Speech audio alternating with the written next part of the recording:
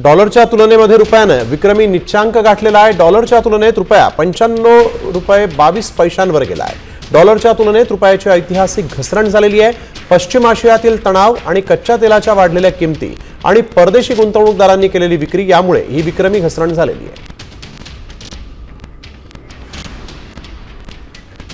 तर सामचे आमचे मुख्य संपादक निलेश खरे सर आपल्या सोबत यावेळेस ऑनलाईन वरून जोडले गेले। सर, आपण बघतोय डॉलरच्या तुलनेत रुपया आणखीन घसरला, 95 रुपये 22 पैसे इतकी ही निच्चांकी घसरण खरं तर म्हणावी लागेल।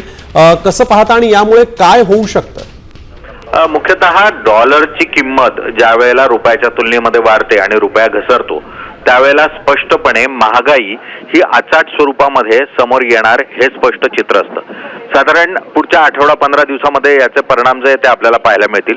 आपण जर बघितलं तर खाद्यतेलाच्या किमती या साधारण प्रति किलो 15 रुपये ते 25 रुपयापर्यंत वाढलेल्या आहेत। हॉटेलमध्ये खाद्यपदार्थांच्या किमती ही साधारण 25% वाढलेल्या आहेत।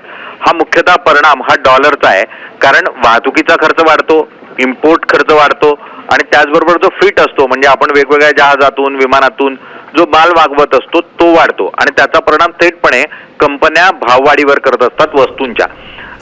आत्ता जो भाववाढ झालेली आहे साधारण 4% इतका रुपया घसरलेला आहे महिनाभरामध्ये आणि हा रेकॉर्ड लो पातळीवर आहे। 4% आतापर्यंत वर्षभरामध्ये साधारण वाढ एखाद वेळेला पाहायला मिळत होती, मात्र या पूर्ण युद्ध काळामध्ये अत्यंत वेगामध्ये रुपया जो आहे तो घसरलेला आहे आणि त्याचा परिणाम दिसतोय की 95 रुपये इतका हा रुपया घसरलेला पाहायला मिळतोय।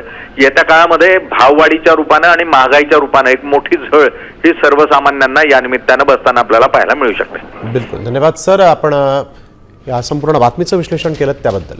तर आपण बघतोय डॉलरच्या तुलनेत रुपया 95 रुपये 22 पैशांवर जाऊन पोहोचलाय आणि रुपयाचा हा विक्रमी निच्चांक म्हणावा लागेल। महिनाभरामध्ये मोठ्या प्रमाणात रुपया घसरलेला आहे, त्यामुळे अर्थातच सरांनी जसं सांगितलं त्याप्रमाणे महागाईचा दर वाढू शकतो।